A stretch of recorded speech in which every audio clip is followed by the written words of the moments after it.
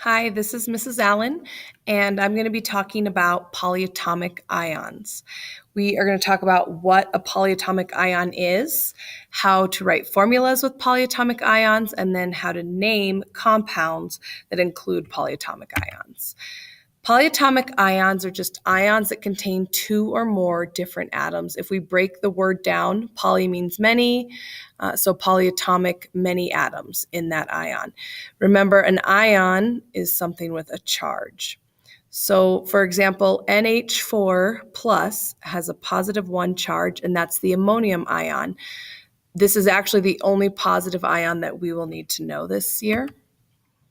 There are a couple different endings that we'll commonly see in ions. For example, the ate or ATE ions contain an atom bonded to several oxygen atoms. Some examples are nitrate, which is NO3 with a negative 1 charge, phosphate, which is PO4 with a negative 3 charge, and acetate, which is CH3CO2 with a negative 1 charge.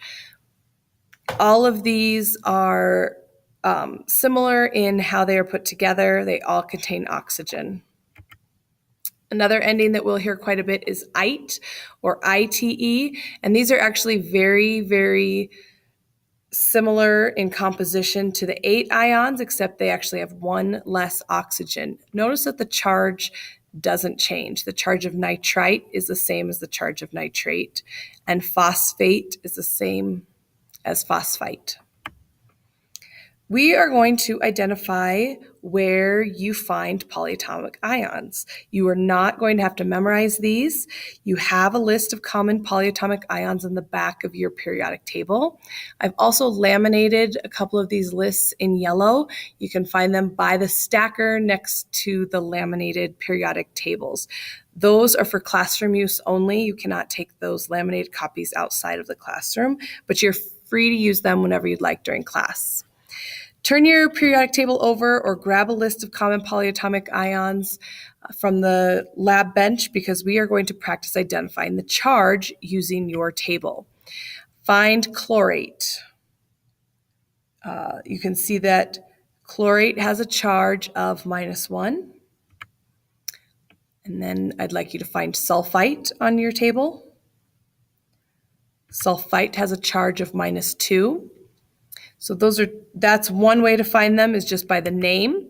I could also give you the formula, such as NH4. You can find that. You find out that it's named ammonium and it has a +1 charge. CrO4, if you find that on your table, you find out that that is chromate with a -2 charge. And then our last example, NO3. And that is nitrate with a -1 charge. When we form ionic compounds using polyatomic ions, they're going to look a lot like the binary ionic compounds that we learned about recently. Ionic compounds are always going to be cation first, anion second. The difference is that we now have complex ions, these polyatomic ions that have to be grouped together. We cannot separate them. So for example, SO4 with a -2 charge cannot be separated into sulfur and oxygen. SO4 is sulfate. So when we write formulas with a polyatomic ion, they must be left in groups. They come together in groups all the time. They must be left in groups when we write the ionic compound formulas. This is when we see brackets or parentheses used to separate that ion from the subscript. So for example, down below, here we see 2 sulfates. Inside our brackets, SO4 with a subscript of 2 outside the brackets. That means the 2 applies to SO4 as a group. There are 2 sulfates.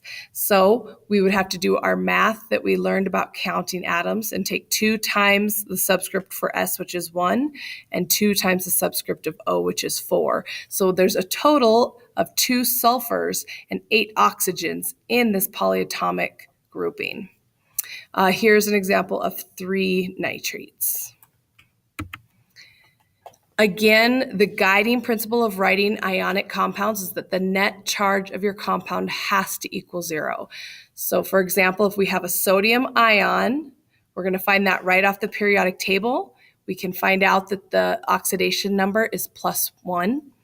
And then for nitrate, we find our oxidation number or our charge on our list of polyatomic ions. Nitrate has a charge of -1. So we only need one of each of those in a 1-to-1 ratio to have a compound equal to 0. Our calcium ion and our nitrate, calcium has a 2+ charge. Nitrate has a 1- charge. So in order to balance that out, we actually need 2 nitrates. To show 2 nitrates, I must put parentheses around my NO3. If I don't, if I just added a 2 without parentheses, it'd look like I had 32 oxygens in this formula. My next example is magnesium ion and phosphate. Magnesium, if you look on the periodic table, has a charge of 2 +2, and my phosphate has a charge of 3. So I do my crisscross trick, or just think about how am I going to balance out those 2 charges. I need 3 magnesium ions to balance out the phosphate charge of 3, -3. And I need 2 of the phosphates to balance out that opposite charge of the magnesium. Finally, nomenclature. So writing the name for ionic compounds. It's just going to be as we've done it before. We've got the element name of the cation, which is our metal or our positive ion, followed by the ion name of the anion, usually our nonmetal. Note that most of the polyatomic ions are going to be anions, with the exception of ammonium. The nice thing is that now that we have polyatomic ions, we don't have to do anything to change the name.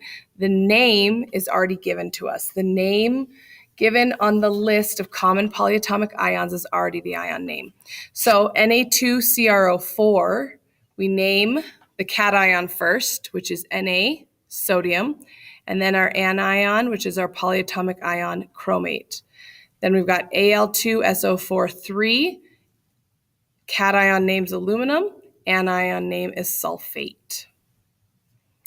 So we have learned what a polyatomic ion is, how to write a formula including polyatomic ions, and how to name compounds with polyatomic ions. Thank you.